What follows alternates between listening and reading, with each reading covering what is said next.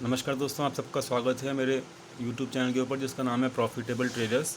और हम आज इस वीडियो के अंदर चर्चा करेंगे कि अगले हफ्ते जो कि मंथ का लास्ट वीक है उसके अंदर निफ्टी की चाल कैसी रह सकती है। तो प्लीज़ मेरे चैनल को सब्सक्राइब कीजिए और मैक्सिमम लोगों तक पहुंचाइए और बेल नोटिफिकेशन को दबाना मत भूलिएगा, जिसके कारण आपको जो भी वीडियो यहाँ पर अपलोड होगी उसका नोटिफिकेशन आपको ईमेल या अपने ऐप के ऊपर तुरंत मिल जाए। मैं आपसे एक रिक्वेस्ट और करूँगा कि इस वीडियो को लास्ट तक ज़रूर देखिएगा, क्योंकि इस वीडियो को लास्ट तक देखने के बाद आप लोगों को समझ में आ जाएगा टेक्निकल एनालिसिस क्यों फॉलो होता है निफ्टी के अंदर और एनालिसिस कैसे किया जाता है। तो चलिए अब हम चलते हैं अपनी वीडियो के टॉपिक के ऊपर, जो है हमारा निफ्टी व्यू का, जो कि हम वीकली यहाँ पर लेंगे। उसके लिए हमको यहाँ पे चलना पड़ेगा अपनी चार्ट्स के ऊपर। लेकिन इससे पहले हम अपना चर्चा कर लेते हैं कि हमने जो लास्ट वीक जो हमने वीकली निफ्टी व्यू निकाला था, क्या निफ्टी ने वैसे ही चाल चली है या फिर नहीं चली है। तो उसके लिए हम चलते हैं अपने लास्ट वीडियो के ऊपर। ये देखिए हमारा ये वीकली निफ्टी व्यू 20 अप्रैल से लेके 23 अप्रैल तक का। हमने यहाँ पे बोला था कंसोलिडेशन, आप यहाँ पे देख सकते हो लिखा हुआ है साफ साफ इस वीडियो के ऊपर कि भाई कंसोलिडेशन में कंटिन्यू अपसाइड इज़ लिमिटेड। तो इस वीडियो के अंदर बताया गया था कि भाई बहुत नैरो रेंज होती जा रही है, एक राइजिंग वेज के अंदर निफ्टी फंसा हुआ है, जिसकी वजह से जो है एक रेंज जो है निफ्टी की वो बहुत कम होती जा रही है और अपसाइड की जो चांसेस हैं उसके बढ़ने के बहुत लिमिटेड हैं। और कंसोलिडेशन जो है उस रेंज के अंदर वो कंटिन्यू रह सकता है, ये बताया गया था। तो देखते हैं कि क्या इस वीक जो है, जो बीता हुआ वीक है 20 तारीख से लेकर 24 तक, क्या हमारे निफ्टी व्यू को सपोर्ट किया है या नहीं किया है। तो अगर आप यहाँ पे देखोगे, ये मैंने निफ्टी 50 का वन डे का चार्ट लगाया हुआ है। तो 20 अप्रैल जो कि यहाँ पर है, तो राइजिंग वेज के अंदर अभी भी है निफ्टी, राइजिंग वेज के अंदर अभी भी फंसा हुआ है, जैसे कि हमने लास्ट निफ्टी सेटअप के ऊपर बात किया था। और कंटिन्यूशन है अभी भी किस चीज़ का, ये देखिए नीचे आया फिर ऊपर गया फिर नीचे आ रहा है। तो ये एक रेंज जो है यहाँ पर नैरो रेंज जो हो चुकी है अब, और इसको जो मैंने ब्लू लाइन से यहाँ पर डिफ़ाइन किया हुआ है, जो है 9400 से लेके और 8900 की, ये 500 पॉइंट की जो रेंज है निफ्टी के लिए, ये मैंने यहाँ पर डिफ़ाइन की हुई है ब्लू लाइन से। तो जो हमने लास्ट वीक चर्चा की थी निफ्टी व्यू की, जो वीकली चर्चा थी, वो आप देख सकते हो कि यहाँ पर बिल्कुल अपसाइड मूव नहीं दिया है निफ्टी ने, लेकिन ये एक रेंज के अंदर ही है। तो कंटिन्यूएशन है, कंसोलिडेशन ज़रूरी है, हो रखा है, और वॉल्यूम बिल्कुल भी नहीं है अभी भी। तो हमारा लास्ट निफ्टी व्यू बिल्कुल ठीक गया। अब हम चलते हैं इस वीक में क्या हो सकता है उसकी चर्चा करते हैं। तो उसकी चर्चा के लिए वही हमने सेटिंग लगाई हुई है वन डे की निफ्टी 50 की। तो अभी क्या है इस वीक के अंदर, क्या पॉसिबिलिटी है कि पहली चीज़ कि ये अभी भी राइजिंग वेज के अंदर अभी भी खड़ा हुआ है निफ्टी, गैप डाउन हुआ फिर ऊपर चला गया फिर नीचे आने की कोशिश कर रहा है।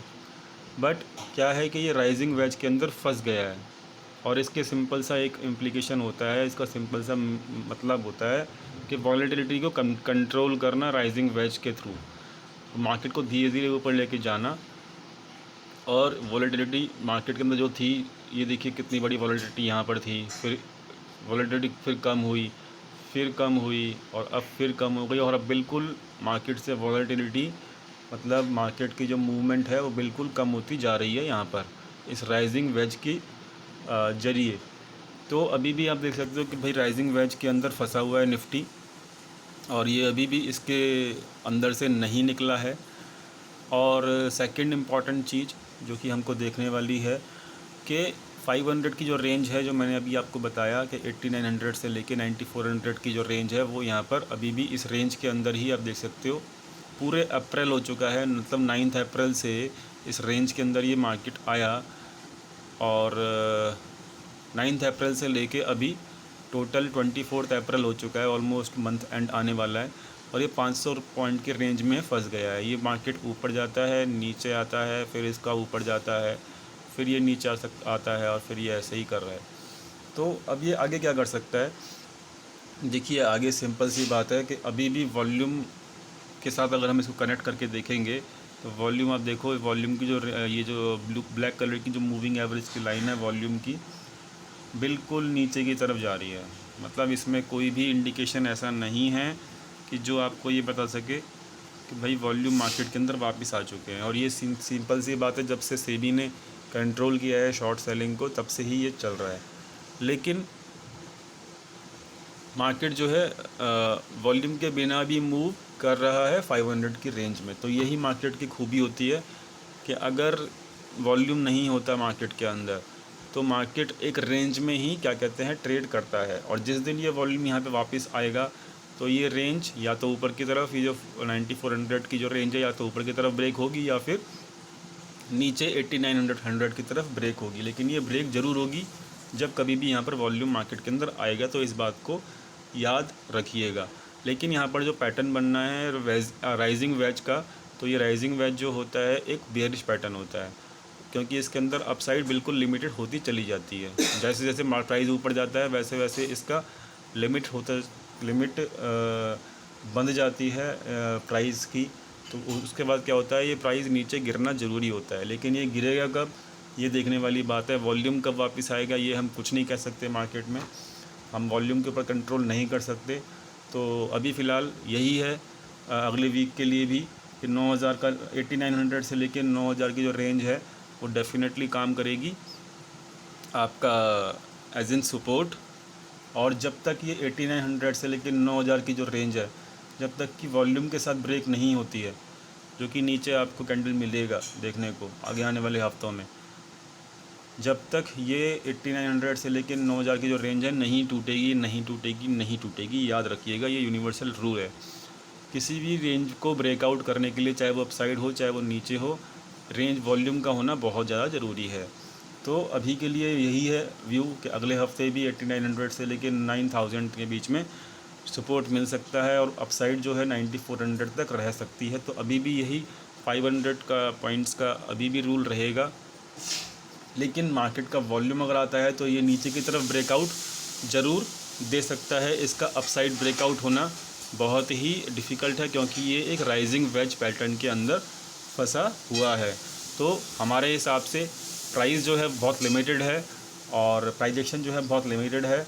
और जो रेंज है वो मैंने आपको बता दिया 8900 से लेके और 9400 का वॉल्यूम मार्केट के अंदर है नहीं। तो ओवरऑल मार्केट एक रेंज के अंदर कंसोलिडेशन कर रही है प्राइस एक्शन के थ्रू, और इस चीज़ का ख्याल रखिएगा। मार्केट प्रीमियम ईट कर रही है, ये आपको साफ साफ यहाँ पर दिख रहा है। अब चलते हैं हम अपने दूसरे सेटअप के ऊपर, FII और DII के डाटा के ऊपर। ये मंथ टिल डेट का डाटा अगर हम देखेंगे तो ये FII जो हैं यहाँ पर कैश में ये लोग भी क्या कहते हैं अपना बियरिश हैं, और जो यहाँ पर ये DIIs हैं, ये DIIs भी जो हैं यहाँ पर बियरिश हैं ओवरऑल मंथ के बेसिस के ऊपर। तो कुल मिला के यहाँ पर टोटली बियरिश है। लेकिन अगर हम इसको प्रीवियस मंथ से कैलकुलेट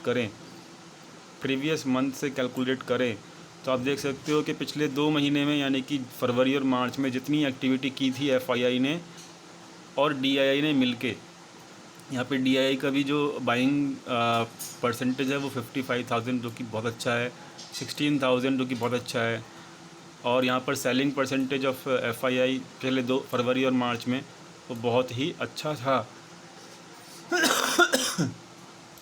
लेकिन इस महीने में देख सकते हो कि ये इसका हाफ भी नहीं है। तो ये सिंपल सा क्यों है, क्योंकि मार्केट में वॉल्यूम नहीं है और इसी वजह से जो है ये फिगर्स भी आपको कम नज़र आ रही है। लेकिन एक बहुत चिंता की बात यह है अगले आने वाले महीनों के लिए कि यहाँ पर दोनों के दोनों नेट सेलर्स हैं, जो कि मार्केट के लिए अच्छा नहीं होता है।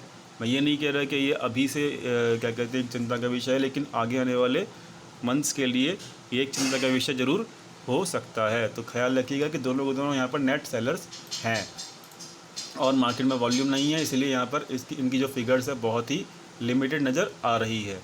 तो अब हम चलते हैं अपने नेक्स्ट सेटअप के ऊपर। नेक्स्ट सेटअप है हमारा पोजीशंस का डाटा। तो पोजीशंस का डाटा हमारा ये निकल के आता है। तो वीकली बेसिस के ऊपर हम देखते हैं कि वीकली बेसिस के ऊपर इक्विटीज में जो है एफआईआईज़ ने नेट सेल किया। ऑप्शंस में उन्होंने क्या कहते हैं उनकी 974 करोड़ रुपीज़ लेकर आए ऑप्शंस में, और 275 करोड़ रुपया फ्यूचर्स में से वो लेकर गए। तो इसका क्या मतलब है? इसका मतलब ये है कि फ्यूचर्स में से जो नेट बेसिस के ऊपर वीकली बेसिस के ऊपर 275 करोड़ रुपीज़ वो बाहर लेके गए हैं मार्केट से। तो उन्होंने अपनी पोजीशंस फ्यूचर्स के अंदर क्लोज़ की हैं इस वीक भी, लेकिन बहुत कम की हैं, क्योंकि 275 करोड़ रुपये ही क्या कहते हैं वो लेकर गए हैं फ्यूचर्स से बाहर। तो बहुत माइनर उनका एक्टिविटी है फ्यूचर्स के अंदर। ना तो वो लॉन्ग पोजीशंस क्रिएट कर रहे हैं, ना वो शॉर्ट पोजीशंस क्रिएट कर रहे हैं करंट मंथ के अंदर। याद रखिए, करंट मंथ के अंदर बस कोई एक्टिविटी नहीं कर रहे हैं वो करंट मंथ के अंदर, क्योंकि हो सकता है मंथ एंड है इसलिए। लेकिन मैं आपको पहले ही बता देता हूँ कि उनकी फ्यूचर्स की शॉर्ट पोजीशंस हैं मई मंथ के अंदर ऑलरेडी। तो इस मंथ के अंदर उनका कोई एक्टिविटी नहीं है फ्यूचर्स के अंदर। इक्विटी में वो नेट सेलर हैं, और ऑप्शंस के अंदर वो 974 करोड़ रुपीज़ लेकर आए हैं इस वीक के अंदर, जिसका यूज़ उन्होंने अपना शॉर्ट पोजीशंस क्रिएट करने में किया हुआ है। तो ऑप्शंस में वो बियरिश हैं, फ्यूचर्स के अंदर वो न्यूट्रल है, कोई एक्टिविटी नहीं कर रहे, और इक्विटी के अंदर वो नेट सेलर्स हैं। टोटल मिला के 2 आउट ऑफ 3 सेगमेंट यहाँ पर भी बियरिश है एफआईआई का। अब हम चलते हैं अपने अगले सेटअप के ऊपर। ये बहुत इम्पॉर्टेंट है देखना कि यहाँ पर क्या एक्टिविटी चल रही है, क्या नहीं चल रही। तो क्योंकि जो घमासान होता है मार्केट के ऊपर वो एफआईआई और रिटेल ट्रेडर्स का ही होता है। ये मैंने आपको पहले अपनी वीडियोज़ में बताया हुआ है। तो भाई अगर अभी जो एफआईआई है वो इस मंथ में क्यों एक्टिविटी नहीं कर रहे, उसका एक रीज़न मैंने अपने टेलीग्राम चैनल के ऊपर भी दिया था, उसी को हम यहाँ पे प्रूव करते हैं डाटा पॉइंट्स के ऊपर। उसका रीज़न देखिए, सिंपल सी बात यह है कि जो शॉर्ट पोजीशंस हैं यहाँ पर रिटेल ट्रेडर्स की वो बहुत ज़्यादा हैं, 1,20,000 के आसपास, और मार्केट को इसलिए नीचे नहीं गिराया जा रहा क्योंकि एफआईआईज़ कभी नहीं चाहेंगे कि रिटेल ट्रेडर्स को फ़ायदा हो। तो अगर मार्केट को नीचे गिराया जाएगा तो क्या होगा, ये रिटेल ट्रेडर्स की जो 1,20,000 की जो ये पोजीशंस खड़ी हुई हैं यहाँ पर, जो कि फ्यूचर्स की हैं शॉर्ट पोजीशंस, वो प्रॉफिटेबल हो जाएंगी। तो जब तक ये रिटेल ट्रेडर्स अपनी ये पोजीशंस जो शॉर्ट पोजीशंस हैं क्लोज़ नहीं करते हैं, तो तब तक ये एफआईआईज़ फ्यूचर्स में कोई एक्टिविटी नहीं करेंगे और मार्केट को नीचे नहीं गिराया जाएगा। और इसलिए मार्केट को एक रेंज में रखा जा रहा है। समझने की कोशिश कीजिएगा। आप यहाँ पे चार्ट पे भी देख सकते हो, ये वीकली चार्ट है। पिछले 2 वीक से पहला वीक और दूसरा वीक, पिछले 2 वीक से इनकी शॉर्ट पोजीशंस, ये शॉर्ट पोजीशंस है जो कि ऑरेंज लाइन में है, रिटेल ट्रेडर्स की बढ़ती जा रही हैं। और जो टोटल अभी हैं इनकी 1,20,000 के आसपास इनकी शॉर्ट पोजीशंस हैं। तो अगर retail trader short positions increase करेगा तो मार्केट डेफिनेटली नीचे नहीं गिरेगा। ये एक बेसिक थंब रूल है, क्योंकि एफआईआईज़ यहाँ पर अपनी शॉर्ट पोजीशंस नहीं रखते हैं, और इसी वजह से क्या कहते हैं एफआईआई नहीं चाहते कि वो मार्केट को नीचे गिराएं और रिटेल ट्रेडर्स के शॉर्ट पोजीशंस को प्रॉफिटेबल बनाएं।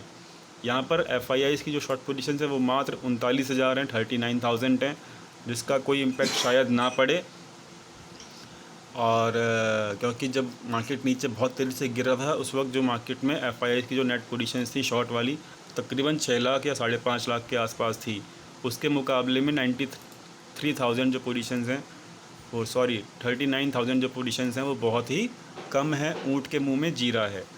तो कुल मिला के कहानी ये है कि जब तक ये रिटेल ट्रेडर्स अपनी शॉर्ट पोजीशंस क्लोज़ नहीं करेंगे तब तक एफआईआईज़ फ्यूचर्स में कोई भी एक्टिविटी नहीं करेंगे, और इसी वजह से मार्केट को नीचे नहीं गिराया जा रहा है और मार्केट को एक रेंज में रखा जा रहा है।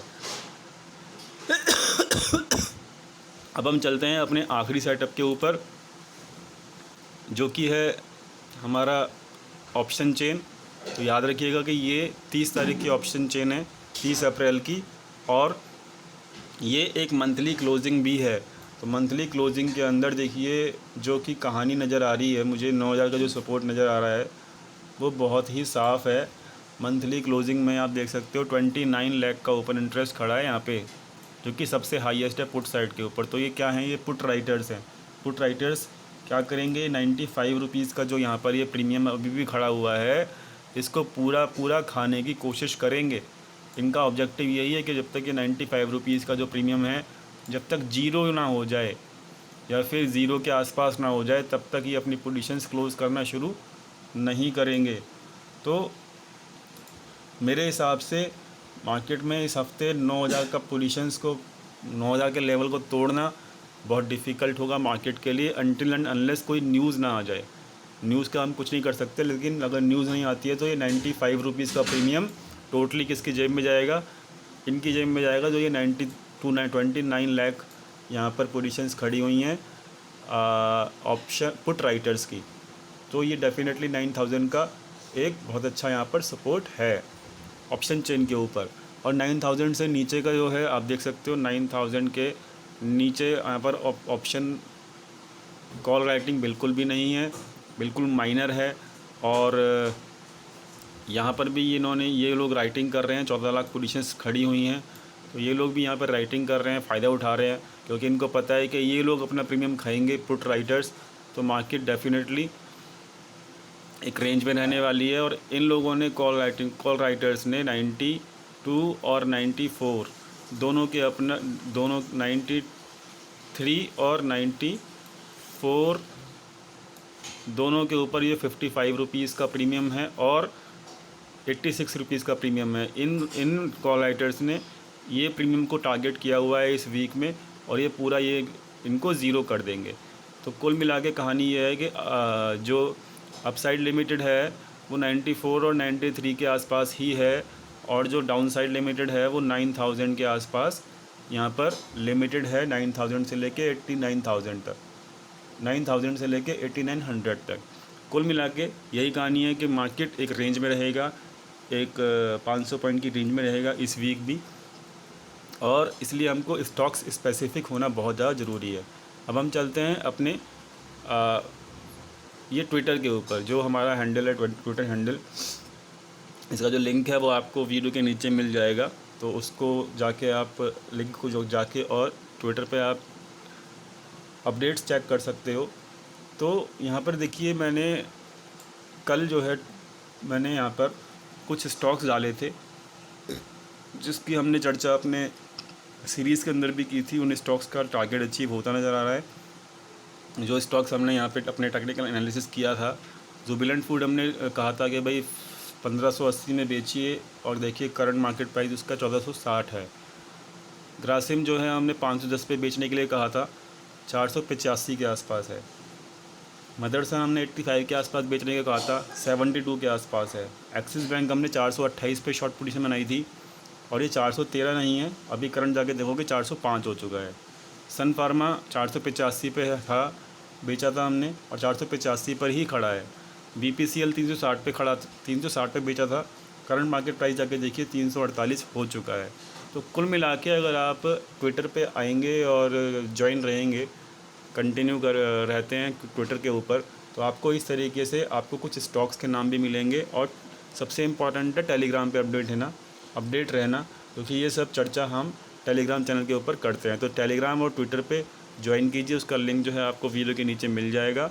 और चैनल को सब्सक्राइब ज़रूर करिएगा, और वीडियो को लाइक कीजिएगा, दोस्तों के साथ शेयर कीजिएगा, क्योंकि ये चैनल आपके लिए एक बहुत एजुकेशनल वीडियोज़ भी साथ साथ लेके आता रहता है, जो कि आपके लिए बहुत ज़्यादा इम्पोर्टेंट है। आई होप कि आपको वीडियो समझ में आई होगी, पसंद आई होगी, और पसंद आई है तो वीडियो को लाइक करना मत भूलिएगा। मिलते हैं अगली वीडियो के अंदर। Thank you so much.